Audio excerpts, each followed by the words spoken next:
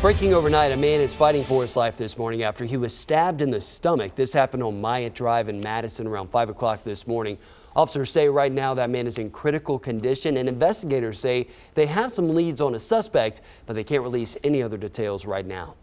Breaking news from overnight out of Hermitage. We're told that police have found shell casings and blood outside an apartment complex where it is believed a teenager was shot.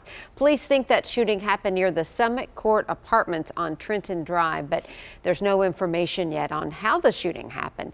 The teen showed up to the Summit ER with friends and was later taken to Skyline Medical Center, where he is listed in stable condition. Happening now, the search is on for an endangered teen. This is 17-year-old Devin Hester. The TBI says she may be with several attempted robbery suspects on the run out of Athens. Just in the past 30 minutes, we've learned she could also go by the name Sky. If you see Devin, call 1-800-TBI-FIND. And I-65 is clear this morning after a man was shot several times inside a car. It happened along Long Hollow Pike around 8 last night. Police say a passenger in the car somehow shot himself in the leg.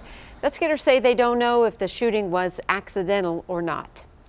And a man is dead, and his wife is fighting to live after police say they were shot by their own daughter.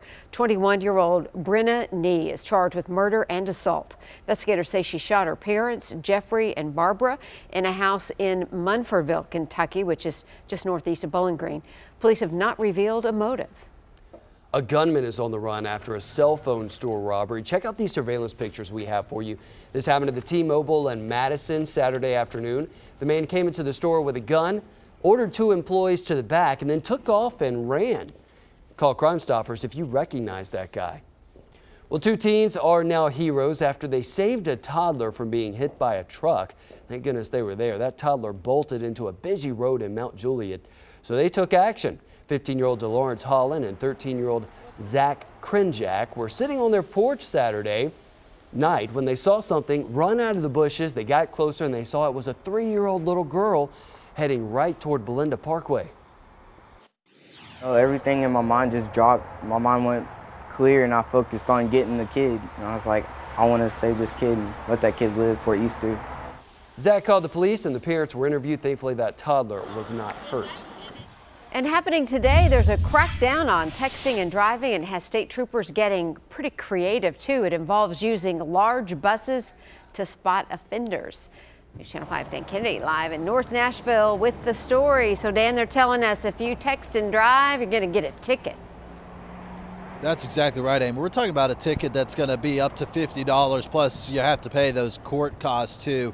And as you mentioned, they are getting a bit creative in doing this. They're going to be sitting high in some buses that'll be clearly marked, but the goal is to spot distracted drivers and to try and cut back on distracted relating crashes here in Tennessee. We looked at some of the numbers and found that in 2017, there were almost 25,000 crashes statewide where distracted driving was a contributing factor. That's a whole lot. And of those, about 120 were fatal. So these are preventable deaths. Officials with the Tennessee Highway Safety Office and the Tennessee Highway Patrol want to decrease traffic fatalities statewide. So they're starting the 3rd statewide distracted driving enforcement bus tour this week. It's all part of their Drive to Zero campaign, Drive to Zero fatalities. They're going to be inside these large black and tan buses, clearly marked with THP logos, so it's easy for you to see them and it's easy for them to see into your car to see if you'll be driving distracted. If so, they'll then radio it into other troopers and unmarked cars who will make that traffic stop